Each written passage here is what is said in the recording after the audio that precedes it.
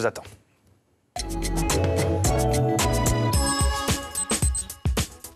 Julie, à Crisol, à l'occasion de ces journées médiévales, Julie, vous êtes habillée là ou pas? On vous voit de loin. Non, je ne suis pas habillée mode médiéval. Quoique les chaussures, j'y suis presque, hein, Thierry, quand même, pas loin. Bon, on est avec vous, on va parler fabrication du pain, c'est ça? Oui, fabrication du pain. Ah oui, dans le petit micro. Pardon, fabrication du pain et également fabrication du four. Du four, voilà, c'est très important. On a un four médiéval, 12e siècle. Fabriqué sans cheminée, donc c'est vraiment type de l'époque, donc pas de thermostat comme on voit, comme maintenant, et tout à la main, quoi. C'est à force de s'en servir qu'on arrive à avoir nos 220 à 250 degrés. Ah, il y a 250 degrés Voilà, dedans. il faut qu'on aille à peu près à ça, 220 à 250 degrés. Là, il nous reste un peu de braise. On va enlever les braises parce que tous les pâtons vont être mis à la place, de la braise. Et toute la chaleur qui est dans les pierres va être renvoyée dans les pâtons. D'accord, oui, quand on met le pain, il n'y a plus rien du tout dedans, c'est non, que la chaleur. On va des juste pierres. rajouter 2 petites casseroles d'eau, un peu pour humidifier l'intérieur.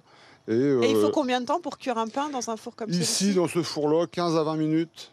Et c'est cuit. Voilà, et c'est cuit. Mais si on a fait tout ce qu'il fallait pour qu'on ait cette chaleur-là. C'est ça. Donc on l'a vu ce matin, parce qu'on est arrivé très tôt. Vous aviez déjà lancé le feu à l'intérieur. Voilà. Donc il y a au moins 2 bonnes heures, voire plus que ça. Voire plus, on n'est pas arrivé assez tôt encore. Voilà. Après l'hiver, si vous voulez, avec l'humidité qu'il y a eu, il nous faut au moins 3 jours.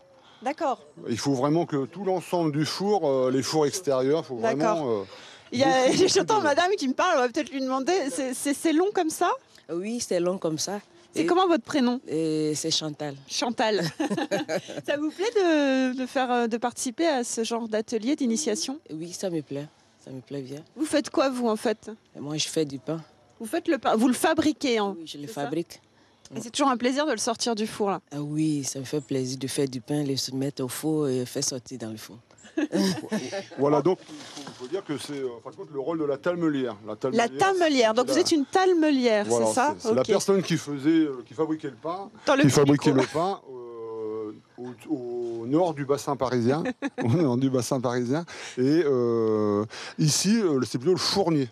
Celui qui s'occupe du fournil, quoi, le fournier. Donc, fournier. Donc vous êtes le fournier. Voilà. Donc, je voudrais juste qu'on dise, avant que vous nous montriez un petit peu comment ça se passe, qu'on parle un petit peu de ce four. Vous avez dit c'est façon 12e siècle. Voilà. C'est de la pierre. Au-dessus, c'est quoi?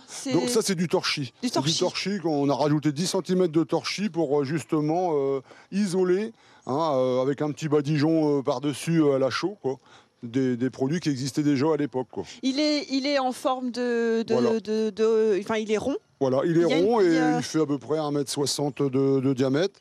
Et il a quand même une forme assez écrasée, en forme de panier. On dit, mais c'est simplement pour que la chaleur, parce que c'est chaleur tournante, là, si vous voulez, l'air passe au niveau de la sole, ça s'appelle la sole, et lèche la voûte et ressort au même niveau, au niveau de l'entrée. D'accord, alors ça c'est pour le four.